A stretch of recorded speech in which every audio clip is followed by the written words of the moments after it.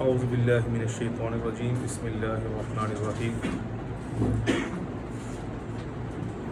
جب سرکار دو عالم صلی اللہ تعالی وسلم نے حج فرمایا تو رمل کی حکمت آپ لوگ سب جانتے ہیں، جتنے باشعور سمجھدار لوگ ہیں، کہ طواف کے چکروں میں جو رمل کیا جاتا ہے، اس کی حکمت یہ تھی کہ سرکار دو عالم صلی اللہ تعالی وسلم نے صحابہ سے فرمایا کہ دیکھو کہ کفار تمہیں دیکھ رہے ہیں اور کئی سالوں کی مسلسل جنگوں میں مصروفیت اور انتہائی فاقہ کشی کی زندگی جینے کے بعد جو تمہارے جسموں پر نحافت آئی ہوئی ہے، کمزوری آئی ہوئی ہے، تو کہیں کفار کو دیکھ کر یہ نہ لگے کہ تم لوگ کمزور ہو گئے ہو، تو لہٰذا تم اپنے ایک کندھے کو ظاہر کر کے اکڑ اکڑ کے ان کے سامنے چلو کہ جب تم چل رہے ہو تو تم کمزور نہیں، ان کے سامنے پہلوان لگ رہے ہو۔ تو یہ حکمت تھی رمل کرنے کی۔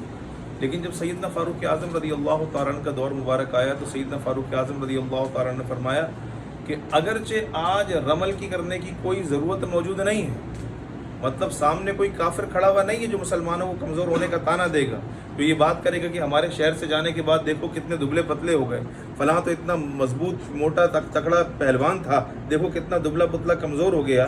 تو فاروق اعظم کے دور کے اندر تو کوئی ایسا سامنے کافر نہیں تھا جو طعنہ زنی کرتا۔ حضرت فاروق اعظم نے فرمایا کہ اگرچہ آج رمل کرنے کی کوئی وجہ نہیں ہے، پھر بھی ہم قیامت تک یہ رمل کریں گے، کیونکہ اللہ کے نبی نے رمل کیا تھا، سبحان اللہ، حضور نے رمل کیا تھا۔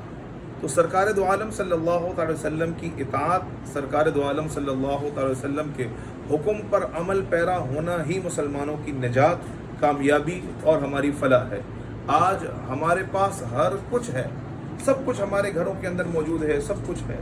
ہم یہود و نصارہ کی نکالی بھی کر رہے ہیں، کھیل کود بھی ہیں، جدید سہولتیں بھی ہیں، اور ان کی وجہ سے آج غربت ہے، مہنگائی ہے، افلاس ہے، پریشانیاں ہیں، آپس میں بھائی ایک دوسرے سے بات کرنے کے لیے تیار نہیں ہے، ہر گھر کے اندر ایک خانہ جنگی کی کیفیت ہے۔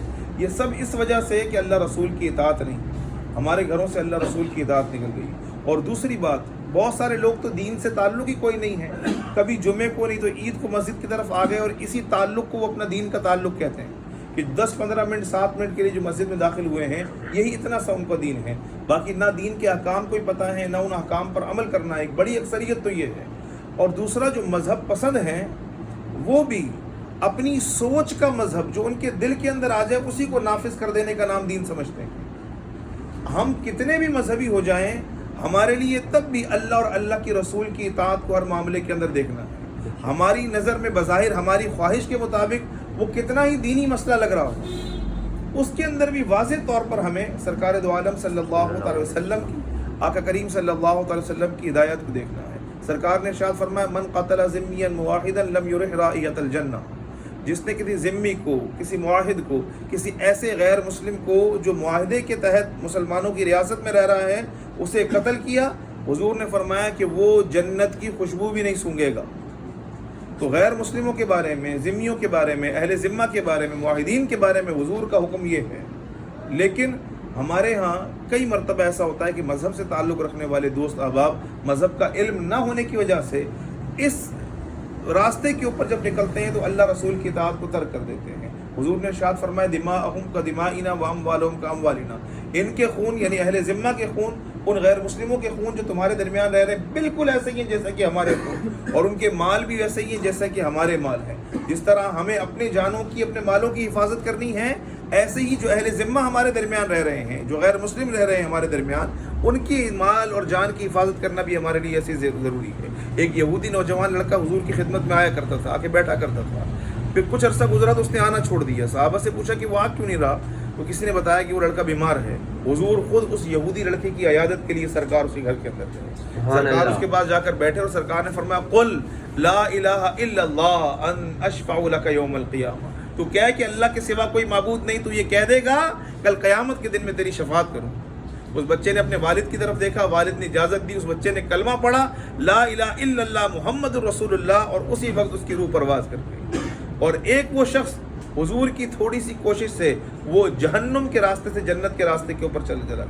ہمیں تو ان لوگوں کے سامنے اپنے اچھے اخلاق کو پیش کرنا ہے، ان اخلاق کے بعد جب ہمارے اخلاق کو دیکھیں پھر ہم انہیں بتائیں کہ ہمیں اس اخلاق سے پیش آنے کا ہمارے مذہب نے حکم دیا ہے، ہمارے نبی نے حکم دیا ہے۔ تو سوچیں ہمارے مذہب کے بارے میں، ہمارے دین کے بارے میں ان لوگوں کی رائے کتنی اچھی ہو جائے گی۔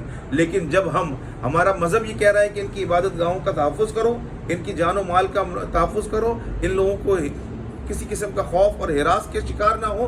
مذہب ہمیں یہ تعلیم دے رہا ہے، اور مذہب کی تعلیم ہمیں نہ ہونے کی وجہ سے ہم ان کے لیے ذرا سی بات کے اوپر مذہبی جنونیت کا ایسا راستہ اختیار کرتے ہیں کہ ساری دنیا کے اندر ہمارے لیے وہ رسوائی کا سبب بنتا ہے، ہمارے لیے انتہائی مضحکہ خیز عمل ساری دنیا کے اندر وہ ثابت ہوتا ہے۔ اللہ تبارک و تعالیٰ ایسی جنونیت سے ہمیں بچائے جو ہمیں ہمارے مذہب سے، اللہ رسول کی اطاعت سے دور لے جانے والی ہو۔ وما علینا الا البلاغ المبین۔ استاد محترم تشریف لائیں۔